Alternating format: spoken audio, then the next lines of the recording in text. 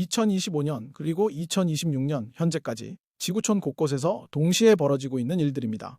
러시아와 우크라이나 전쟁이 5년째 이어지고 있고 동남아시아, 중동에서는 새로운 분쟁이 확산되고 있죠. 미국과 베네수엘라 사이에 긴장감도 고조되고 있습니다. 그런데 이상한 점이 하나 있습니다. 전쟁이 길어질수록 특정 산업들의 주가는 오히려 더 오르고 있다는 겁니다. 미국 방산업체인 로키드 마틴은 작년 대비 주가가 35% 상승했고 레이시온도 28% 올랐죠. 이건 단순한 우연일까요? 아니면 전쟁 뒤에 숨어있는 또 다른 경제 구조가 있는 걸까요? 우리가 보통 전쟁을 생각할 때는 이렇습니다. 국가 간의 갈등, 이념의 충돌, 피할 수 없는 비극 말이죠. 하지만 여기서 빠진 중요한 퍼즐 조각이 하나 있습니다. 바로 전쟁을 공급하는 구조입니다. 전쟁이 터지면 가장 먼저 움직이는 건 군인이 아니라 계약서예요. 무기 주문이 폭증하고 군수 물자 계약이 체결되며 연료와 보급품 거래가 급증합니다. 2022년 러우 전쟁 발발 직후 미국의 군수 계약 규모는 전년 대비 무려 78% 증가했거든요. 그렇다면 질문이 하나 생깁니다. 이 모든 비용은 누가 부담할까요? 정부입니다. 그리고 정부가 이 돈을 마련하는 방법도 뻔합니다. 첫 번째 선택지, 세금을 올린다. 하지만 이건 정치적 자살이죠. 두 번째 선택지, 국채를 발행한다. 세 번째, 중앙은행을 통해 돈을 찍어낸다. 최근 대부분 국가는 두 번째와 세 번째를 선택합니다.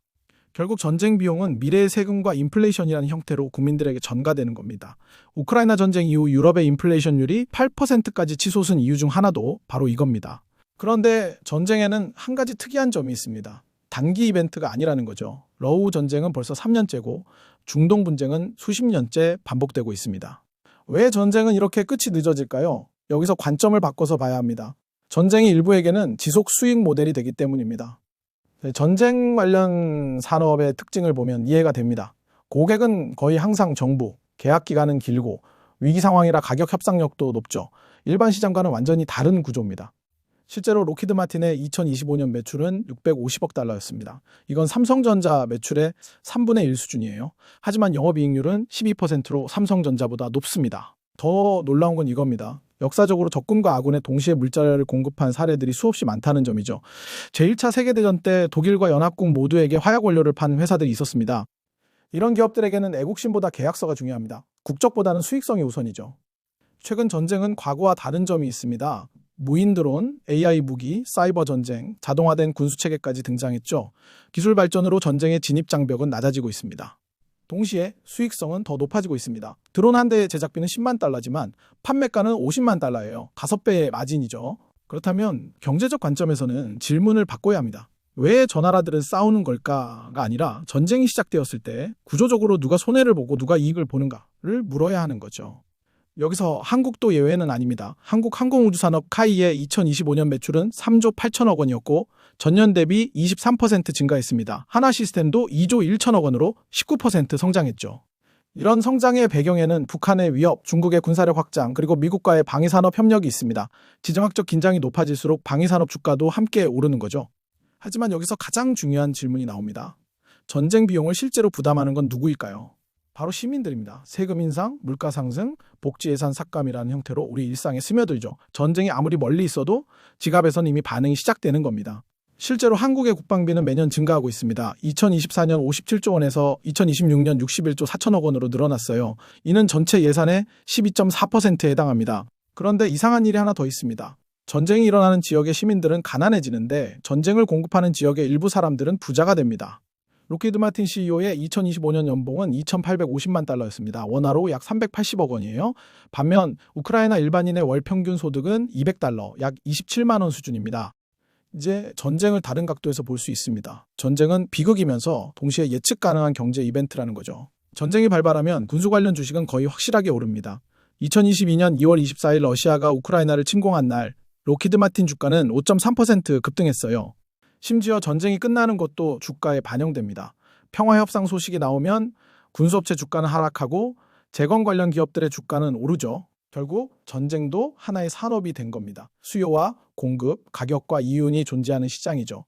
다만 이 시장의 특이점은 고객이 죽거나 사는 문제라는 점입니다. 그렇다면 전쟁은 정말 인간의 본성 때문에 일어나는 걸까요? 아니면 전쟁이 멈추지 않아도 돌아가는 시스템이 이미 완성되어 있기 때문일까요? 미국의 경우 전체 GDP에서 국방비가 차지하는 비중이 3.5%입니다. 하지만 실제로는 정보기관 예산, 제한군인 지원, 핵무기 관리 비용까지 합치면 6% 가까이 됩니다.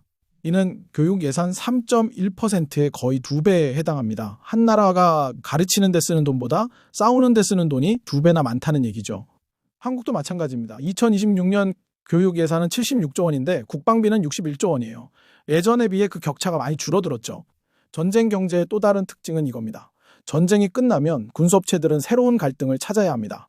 그렇지 않으면 매출이 급감하거든요. 실제로 냉전이 끝난 1990년대 초 미국 군수업체들의 주가는 크게 떨어졌습니다. 하지만 걸프전, 코소보 분쟁, 아프가니스탄 전쟁을 거치며 다시 회복됐죠.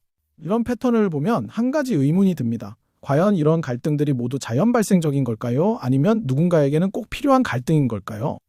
여기서 흥미로운 데이터가 하나 있습니다. 전 세계 무기 수출의 76%를 단 5개국이 차지하고 있어요.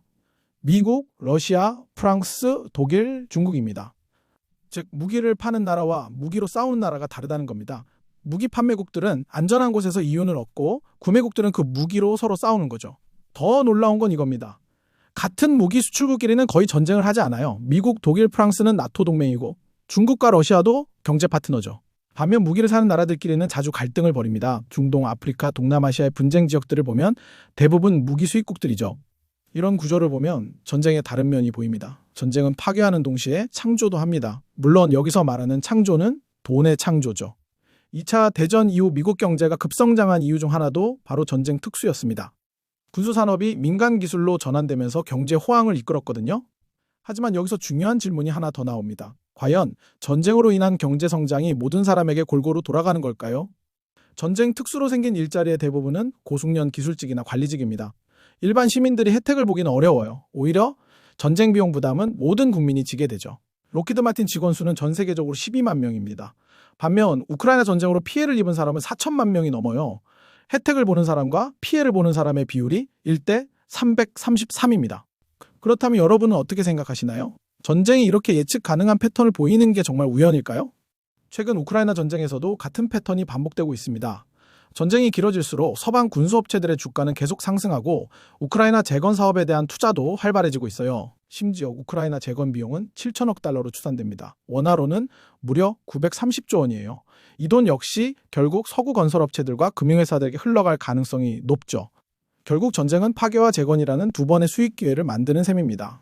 먼저 무기로 돈을 벌고 나중에 재건으로 또 돈을 버는 거죠. 이런 구조에서 가장 큰 수혜자는 금융업계입니다. 전쟁 자금도 대출해주고 재건 자금도 대출해주거든요. 이자는 2번 다 받고요. JP모건, 골드만삭스 같은 투자은행들은 전쟁 채권 발행부터 재건 사업 투자까지 모든 과정에 관여합니다. 전쟁 전체가 하나의 거대한 금융상품이 되는 셈이죠. 그렇다면 이런 시스템에서 평범한 시민들은 어떤 위치에 있을까요? 전쟁 비용은 세금으로 부담하고 재건 비용도 세금으로 부담하게 됩니다. 하지만 여기서 가장 근본적인 질문이 남습니다. 과연 이런 구조를 바꿀 수 있을까요? 이 시스템은 이미 수십 년간 완성되어 왔습니다. 정치인, 군수업체, 금융회사, 언론까지 모두 연결되어 있어요. 한두 개의 톱니바퀴를 바꾼다고 전체 시스템이 멈출까요? 더욱이 이 시스템은 민주주의 국가에서도 작동합니다. 유권자들이 반전 후보를 뽑아도 국방 예산은 계속 늘어나죠. 왜 그럴까요? 답은 간단합니다. 선출된 정치인들도 이 시스템의 일부가 되기 때문이죠. 군수업체에서 나오는 로비 자금, 취업 제한, 각종 혜택들이 그들을 기다리고 있어요. 실제로 미국의 역대 국방장관 중 상당수가 퇴임 후 군수업체 임원이 됩니다. 딕 체이니 전 부통령은 할리버튼 CEO였고 짐 매티스 전 국방장관은 제너럴 다이내믹스 이사였죠. 그렇다면 일반 시민들은 이 거대한 시스템 앞에서 완전히 무력할까요? 꼭 그런 것만은 아닙니다. 역사를 보면 베트남 전쟁은 시민들의 반전운동으로 끝났습니다. 남아프리카 공화국의 아파르테헤이트도 국제적 경제 제재로 무너졌어요. 시민들의 의식과 행동이 바뀌면 시스템도 바뀔 수 있다는 증거죠. 하지만 현재의 전쟁 시스템은 과거보다 훨씬 정교해졌습니다. 언론을 통한 여론 조작, 소셜미디어를 통한 정보 전쟁, 경제적 이해관계에 복잡한 얽힘까지 모든 것이 더 교묘해졌어요. 더욱이 현대인들은 바쁜 일상에 쫓겨 이런 구조를 깊이 생각할 시간도 없습니다. 월급 받고 세금 내고 뉴스 보고 그게 전부죠. 그 사이 전쟁 시스템은 더욱 공고해집니다. 사람들이 관심을 갖지 않는 동안 국방 예산은 매년 늘어나고 새로운 무기가 개발되며 새로운 갈등의 씨앗이 뿌려지죠. 그렇다면 우리는 이 구조를 어떻게 봐야 할까요? 변화 불가능한 운명으로 받아들여야 할까요? 아니면 바꿀 수 있는 인간의 선택으로 봐야 할까요? 한 가지 확실한 건 이겁니다. 이 구조를 이해하는 사람이 많아질수록 변화의 가능성도 높아진다는 점이죠. 무지는 시스템을 유지시키고 인식은 변화의 첫 단추가 됩니다. 물론 개인이 거대한 시스템을 바꾸기는 어렵습니다. 하지만 적어도 그 시스템이 어떻게 작동하는지, 내 세금이 어디로 흘러가는지는 알 수 있죠.